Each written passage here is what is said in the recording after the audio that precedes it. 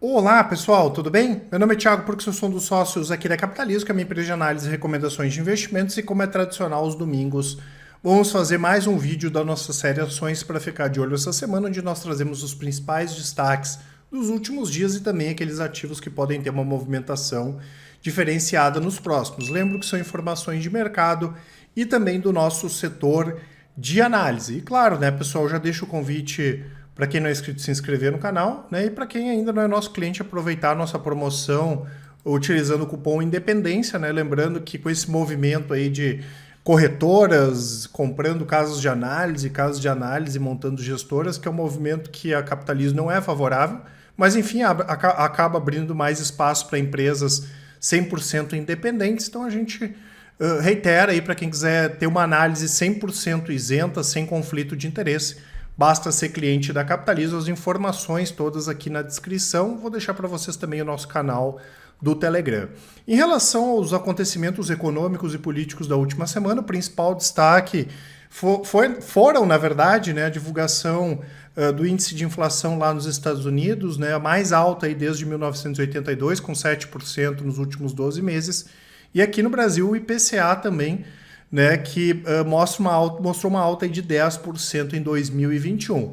Nós já comentamos algumas vezes que o principal risco hoje, dos riscos conhecidos, claro, seria o Fed americano aumentar os juros acima aí do esperado, né? Claro que as taxas de juros vão continuar baixas por lá, né? Porque estão muito baixas, tá? Mas isso seria negativo. De qualquer forma, a gente imagina que a economia americana vai continuar performando bem esse ano, também no ano que vem, mas claro que se os juros aumentarem acima do esperado, a gente pode ver sim isso abalando os mercados lá fora, né? Isso pode, claro, impactar nos nossos mercados por aqui. E aqui no Brasil a mesma coisa, né? A gente não espera números de inflação tão altos em 2022 quanto os de 2021, mesmo que em 2022, né, a inflação continue elevada, mas a gente não espera IGPM de 30% e IPCA de 10% novamente esse ano, que seria terrível aqui para a nossa economia, tá? Para essa semana, né, pessoal, lembrando que amanhã é feriado nos Estados Unidos, né, do Martin Luther King, tá? A gente tem hoje de madrugada um dos principais indicadores da semana, né, que é o PIB da China, desculpa, e lá nos Estados Unidos a temporada de resultados do quarto trimestre a todo vapor, né? Na última semana nós tivemos resultados da Taiwan Semicondutores, que eu já vou comentar, os bancos, né, principalmente o Wells Fargo, que trouxe bons resultados, e nos próximos dias aí a gente já vai ter empresas grandes, né, Procter Gamble, a Bank of America, Netflix, que todas vão divulgar resultados aí durante essa semana, e na outra semana, né, começa a intensificar a bateria de resultados. Lembrando que em breve aqui no Brasil também nós teremos divulgação de resultados. Assim que a gente tiver a agenda, a gente disponibiliza para todo mundo, tá? E também teremos aqui no Brasil o IBCBR, né, que é uma espécie de prévia do PIB, né, em relação ao último mês aí de novembro, tá? Em relação, né, pessoal, a essas questões mais macro que podem impactar os nossos investimentos, né, principalmente para a parte de renda fixa, a gente continua na mesma, né? Principalmente de olho nesses títulos de renda fixa para quem tem carteira diversificadas atreladas à inflação. Já comentei, pelo menos de 2 meses para cá a gente vem comentando desses títulos que pagam 0,8% até 1% ao mês aí sem imposto de renda, títulos atrelados à inflação. A gente acha bastante interessante, lembrando que as nossas carteiras diversificadas, essas têm o objetivo de bater o CDI, né, que são carteiras multimercado, que tem renda fixa, ações, né, que são mais diversificadas, todas elas aí batendo o CDI de maneira consistente aqui desde outubro de 2017. Né? Então, mesmo a conservadora que rendeu bem acima do CDI, a mesma coisa fundos imobiliários também, tem alguns fundos de papéis interessantes e principalmente como proteção em relação à inflação, tem muito fundo de tijolo, né? Shopping centers, né? Fundos de lajes corporativas, principalmente em São Paulo, que estão bastante atrativos, e a nossa carteira também rende bem acima do IFIX desde a montagem dela. Em relação ao mercado, né, pessoal, a gente até já fez o ajuste aqui do gráfico, né? O Ibovespa está lateralizado aqui desde outubro de 2021.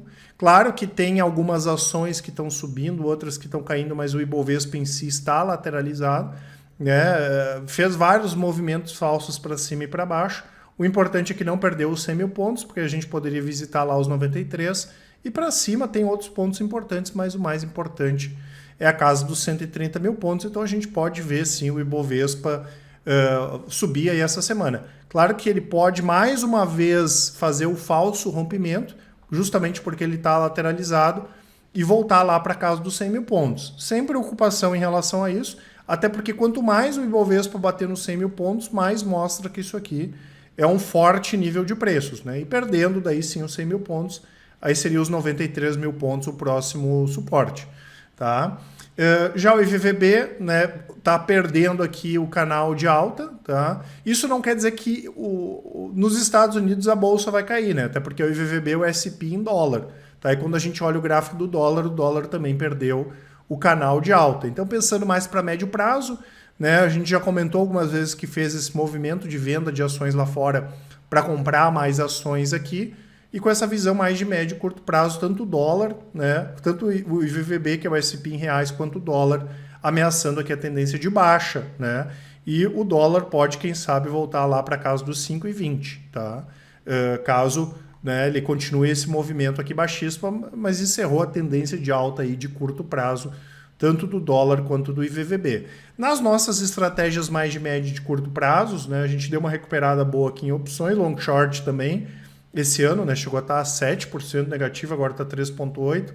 Opções, a gente está posicionado na opção da Petro, né, do ano passado para cá. A Petro subiu, acabou puxando.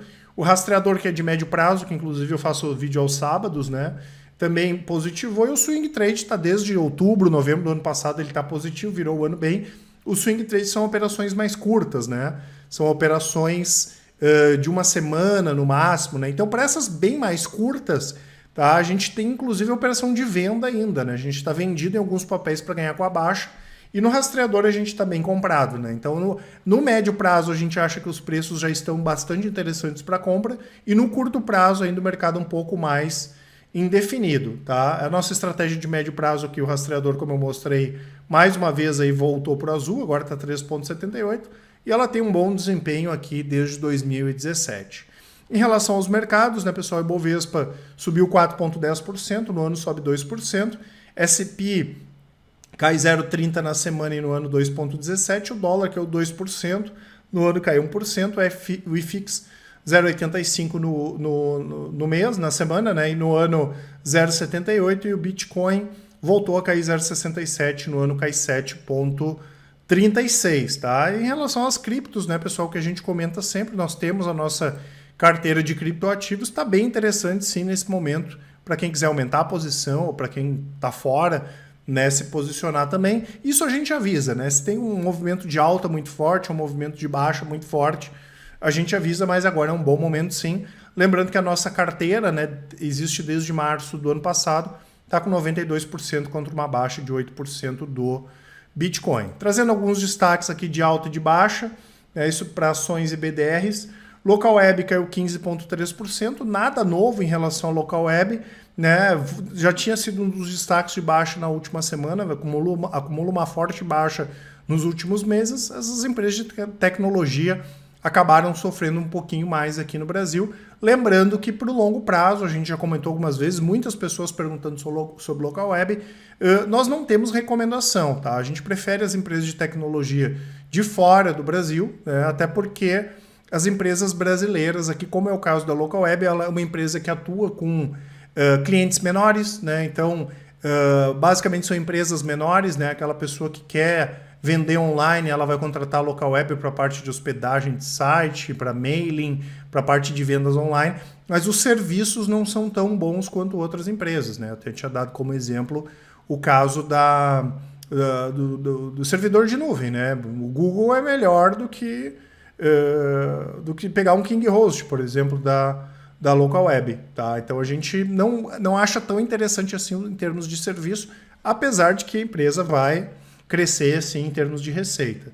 Nubank e Banco Inter caíram 12%, 10%, apesar da alta do Banco Inter na última sexta, nada negativo em relação ao Banco Inter. A gente sabe que tem aquele investidor grande que fica movimentando ações lá o monstro do Leblon, que é chamado, né? E até o Banco Inter anunciou bons números operacionais, atingindo a marca de 16,3 milhões de clientes no final do quarto trimestre de 2021, uma alta de 90% em relação a 2020. O Nubank também, né, nada negativo em relação à empresa, né, que não soubesse. Em breve o Nubank vai divulgar os resultados, aí o primeiro depois do IPO, que a gente espera que operacionalmente também sejam resultados fortes, né? Possivelmente o Nubank vai ter prejuízo, porque é até normal, né? Essas empresas que fazem IPO ter prejuízo, ainda mais empresa que já não dava lucro antes, né? Em função aí de não recorrentes de custos, né? Por causa da oferta pública. O Traders Club aqui caiu 10,3%, a Embraer com uma baixa de 8,5%, né? Lembrando que a Embraer firmou um contrato para venda da subsidiária da Embraer em Portugal por 172 milhões de dólares. Eu fiz até, acho que um vídeo faz uns 10 dias falando da Embraer, que é um caso que foi o principal destaque de alta do ano passado, né? Embraer, Ferbasa, Braskem, mas a questão da Embraer foi muito mais por causa da baixa mesmo, né? A gente não vê grandes expectativas com a Embraer, porém, como em 2020 ela caiu demais, acabou compensando aqui o ano passado. A gente não acha um ativo interessante aí pensando no longo prazo. Os destaques de alta aqui, né, pessoal? Duas empresas petroleiras, PetroRio e Petrobras, que depois eu vou comentar mais um pouco sobre a Petro, né? A PetroRio a gente gosta demais, né? Na verdade, a gente gosta demais do setor de petróleo, já faz quase um ano aí que a gente comenta todas as semanas sobre o setor de petróleo, né? É uma commodity que está ficando com sérios problemas em relação à oferta e demanda. A gente tem posição em empresa fora do Brasil também e acha que esse segmento está bem interessante. É cíclico, a gente tem que cuidar mais de perto, mas está bem interessante, tá? No caso de BR Malls aqui nós tivemos a oferta, né, que foi feita pela Alliance Sonai pela BR Malls. A gente estava até achando que a BR Malls não ia aceitar a oferta, que foi o que acabou acontecendo, né? Porque a gente julga que esse segmento aqui está muito barato. E é legal porque as duas empresas elas são bem parecidas, né? Elas fizeram um movimento de reestruturação nos últimos anos. Nós tivemos a junção, né, da Alliance com a Sonai. BR Malls também vendeu vários ativos que não eram interessantes, fez uma reestruturação e as duas, quando iam divulgar resultados melhores, nós tivemos a pandemia, tá? Então, a gente não é da turma que acredita que shopping center vai terminar, esse tipo de exagero. Claro que alguns segmentos na parte online vão ter uma mudança brusca, já estão tendo e vão ter cada vez mais, né? Na parte online, a gente pega o segmento de vestuário, por exemplo, mas shopping centers aqui no Brasil vão continuar sendo uma boa opção, principalmente aqueles que são bem localizados. E aí, quando a gente olha o preço, né, desses imóveis, olha o preço dessas ações aqui, não faz sentido os preços atuais, tá? E para a gente é a questão de preço, né? Deve sair sim um negócio, o que acaba sendo positivo para as duas empresas, já que a gente forma a maior empresa da América Latina aí de shoppings. Vamos ver então se a Alliance Sonai melhora essa oferta aí nos próximos dias, a gente acredita que sim. A Tronox, né, pessoal, antiga Cristal Pigmentos, também teve uma alta boa aqui de 12,4, né? Nada negativo, nada positivo também, as ações tinham caído um pouco demais, voltaram aí na última semana. E a Taiwan, né, pessoal, que é outro segmento aí que a gente já vem comentando há algum tempo, que tem problema de oferta e demanda, que é a parte de semicondutores, de chips, né? A Taiwan é a maior empresa do mundo, anunciou fortes resultados trimestrais, como já era esperado. No quarto trimestre de 2021, a receita subiu 18,5%, chegando a quase 57 bilhões de dólares, e o lucro subiu 15%, né? Chegando aí a 21 bilhões de dólares, então bons resultados para Taiwan. A gente gosta assim desse segmento. O que a gente tem que acompanhar agora é que muitas dessas empresas estão fazendo muitos investimentos, né? Então tem que acompanhar isso de perto, né? Porque não pode haver excesso também de produtos aí no mercado, senão prejudica as empresas. Vou deixar para vocês aqui, né, pessoal? Muita gente tem nos perguntado sobre onde investir em 2022. Vou deixar aqui nos comentários, na descrição tem o e-book ali, gratuito, né, o relatório onde investir em 2022. Em relação a dividendos, Itaúsa, fica ex-proventos dia 17 e dia 19. A Suzano, né, pessoal, que é outra empresa que a gente já vinha comentando também da possibilidade de voltar a pagar dividendos, e o setor está voando, né? O setor de celulose aí globalmente está bem interessante nesse momento. Em relação às nossas carteiras de ações, a partir da semana que vem eu já trago também com os resultados consolidados aqui de 2022, né? O ano recém começou. O ano passado, as nossas carteiras aqui todas, né, fecharam bem, com exceção da Top Crescimento. Fundos de ações, alavancada, internacional, micro, small caps, dividendos e assim por diante. E todas têm histórico bem acima dos benchmarks, tá, pessoal? Nenhuma carteira nossa, na verdade, nenhuma carteira, nenhuma estratégia da Capitalizo não bate o Ibovespa, o IDIV, o Small, o índice de Small Caps, desde que elas foram criadas, tá? No curto prazo pode acontecer, perder do Ibovespa, enfim, mas no longo prazo todas elas batem, e eu desconheço qualquer gestora, qualquer corretora, qualquer casa de análise que tenha resultados tão bons aí quanto a Capitalizo. Lembrando que para quem é nosso cliente também, se quiser encaminhar para a gente a sua posição, né, a gente passa uma avaliação ali dos nossos analistas, né? Manda por e-mail, manda um áudio aqui, por exemplo, o pessoal mandou 20 minutos de áudio ali falando sobre a carteira do investidor, e o investidor tem um contato direto com a gente, né? Eu brinco que só fica com dúvidas quem quer, tá? A gente está sempre à disposição para atender todo mundo.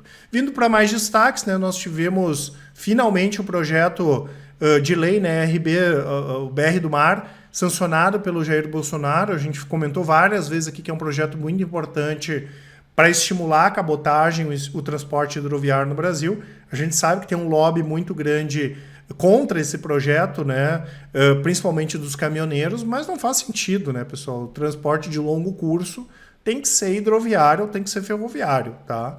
Então é interessante sim aqui para as empresas do setor.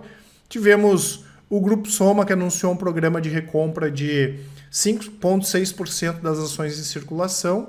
Até já aproveitando, vou pular aqui, porque nós tivemos várias empresas anunciando recompras, né?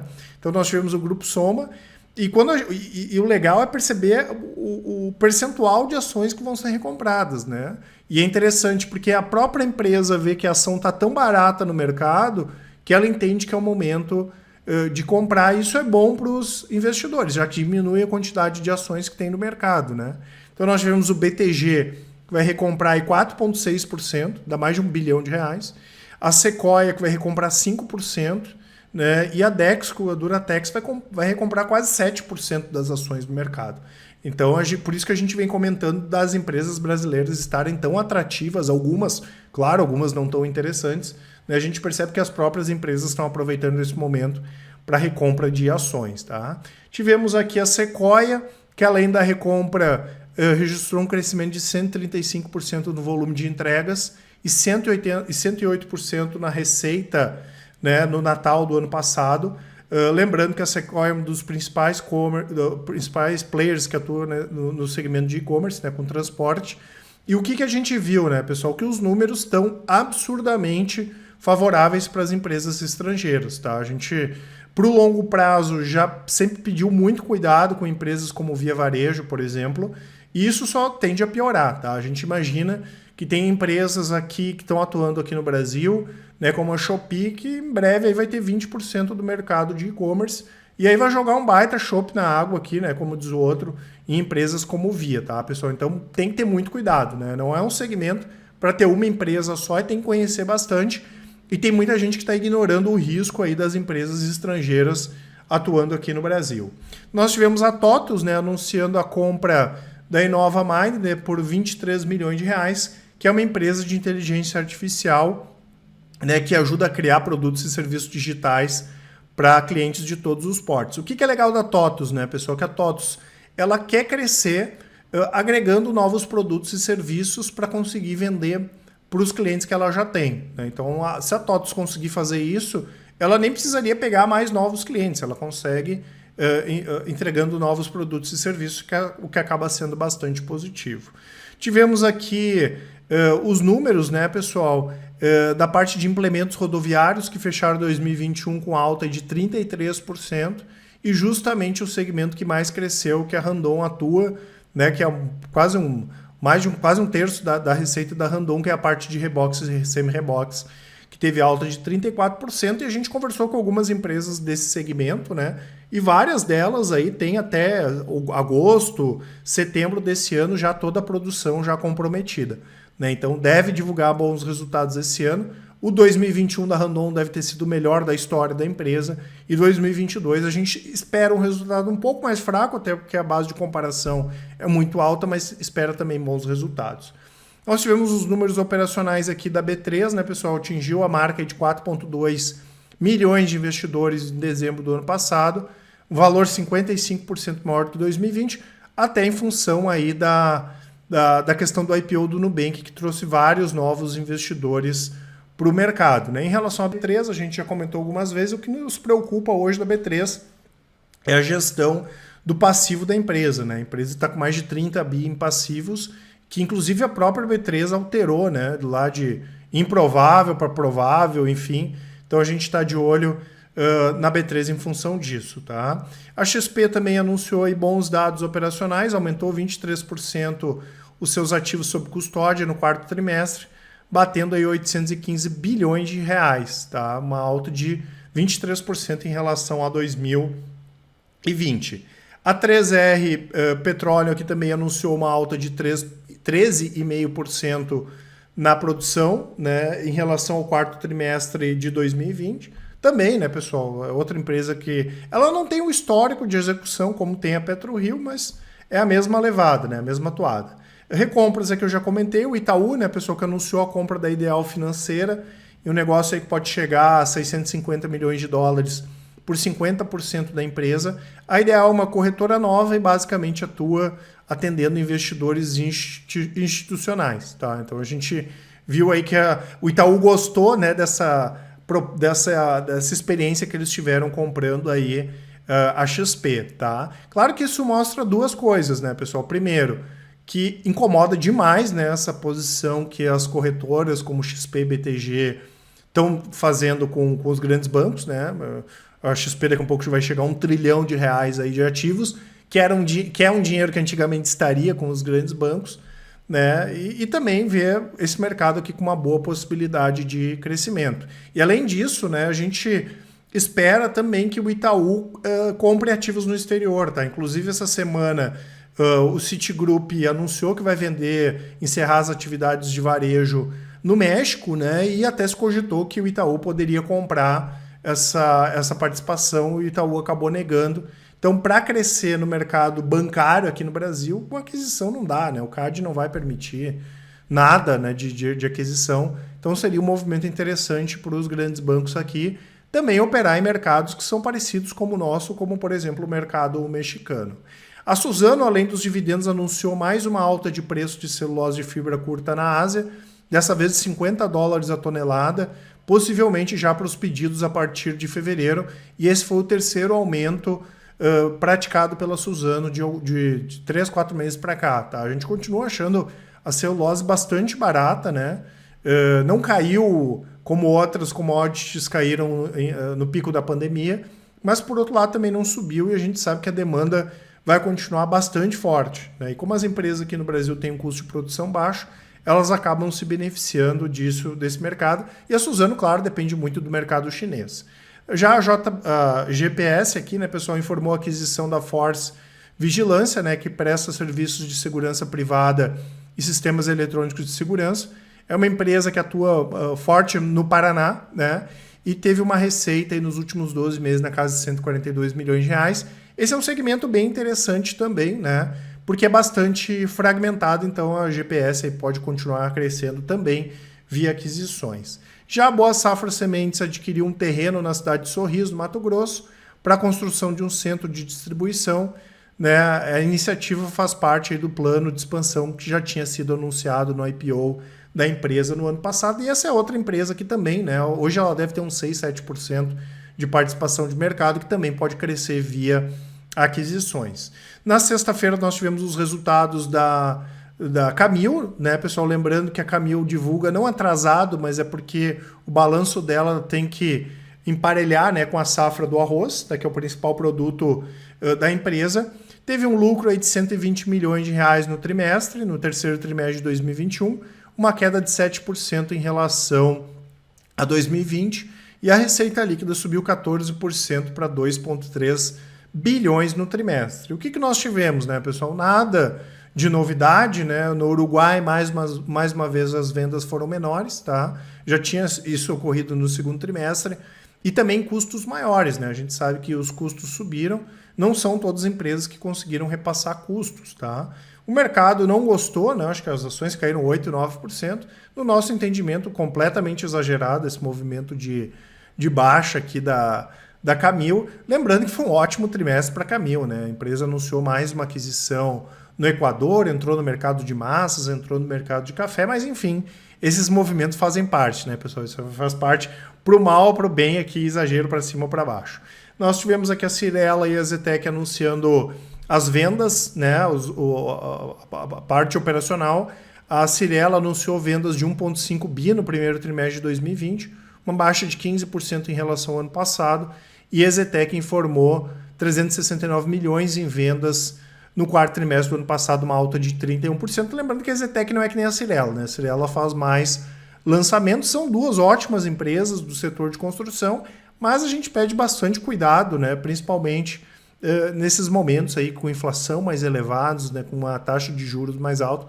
Não necessariamente, né? Ou quer dizer, isso necessariamente é ruim aqui para o mercado de construção, mas as duas são excelentes empresas. Nós tivemos a Minerva, né, pessoal, anunciando que iniciou estudos aqui para potencial listagem de ações no exterior, possivelmente, claro, nos Estados Unidos, e é um movimento que a gente acha interessante, né, pessoal? Já que lá fora, principalmente essas empresas que têm uma atuação ou que querem ter uma atuação fora do Brasil, a grande vantagem de estar listado lá fora é que a empresa tem mais capacidade para captar recursos, né? Então isso faz todo o sentido.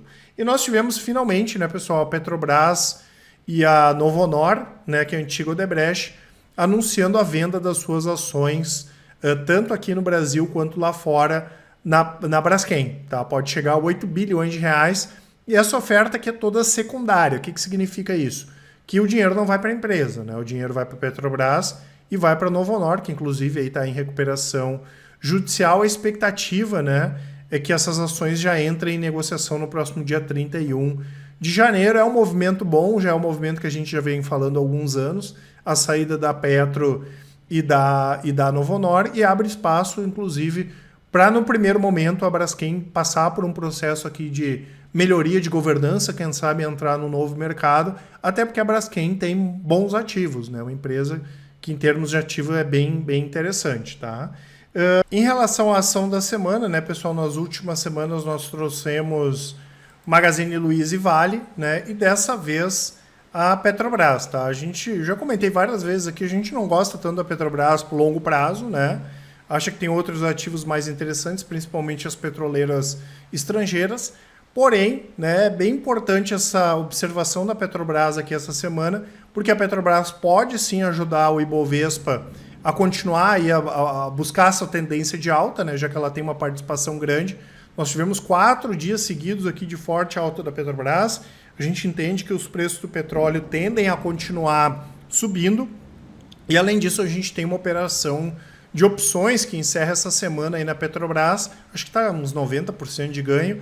Como a gente não terminou tão bem 2021 nas opções, isso acaba ajudando, claro, a gente recuperar aí no início de 2022. Tá? Nós tivemos aumento de gasolina, aumento de diesel anunciados na semana passada e também a Petrobras atingindo aí a sua meta de produção o ano passado, né? E ela deve intensificar agora, principalmente no primeiro semestre, venda de ativos, né? Como, por exemplo, aí essa venda da Braskem. Isso tudo pode impulsionar os preços da Petrobras, porque ela deve aumentar de forma consistente aqui o pagamento de dividendos. Então a ação em destaque dessa semana é a Petro, né, rompendo as máximas históricas, aqui o preço pode continuar indo embora. Nesse momento a gente não tem operação nova na Petrobras, porque a gente já está posicionado no curto prazo, mas é a nossa ação aí para ficar de olho essa semana. Em relação aos ativos internacionais, né, pessoal, nós tivemos aqui a informação de que a Apple pagou 60 bilhões de dólares para os desenvolvedores em 2021,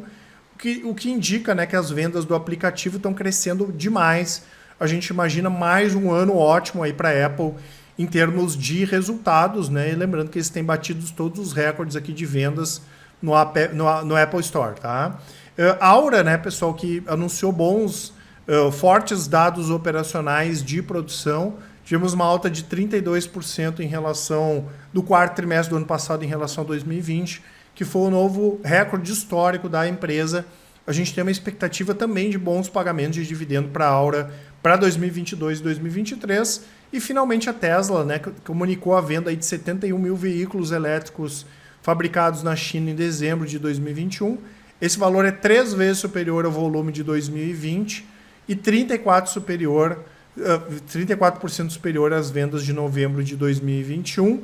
E no ano passado, né, eles atingiram a marca de 470 mil carros produzidos e vendidos na China, representando a metade, né, dos 936 mil que a produção dos Estados Unidos entregou globalmente em 2021. A gente acompanha esse segmento, não tem hoje recomendação, mas espera números piores esse ano para a China de venda de carros elétricos, até porque eles vão cortar alguns subsídios, tá? Então isso vai acabar assim afetando aqui nos resultados da Tesla na China, tá certo, pessoal? Essas informações que eu queria passar para vocês. Não esqueçam de utilizar aqui o nosso cupom de desconto, não, Independência. Se vocês tiverem alguma dúvida, informações aqui na descrição, qualquer coisa, mandem um e-mail para a gente, mandem um áudio, uma mensagem no WhatsApp, no Telegram, links aqui na descrição, que com certeza o pessoal do atendimento vai auxiliar a todos, tá certo? Um grande abraço e ótimos investimentos. Até mais!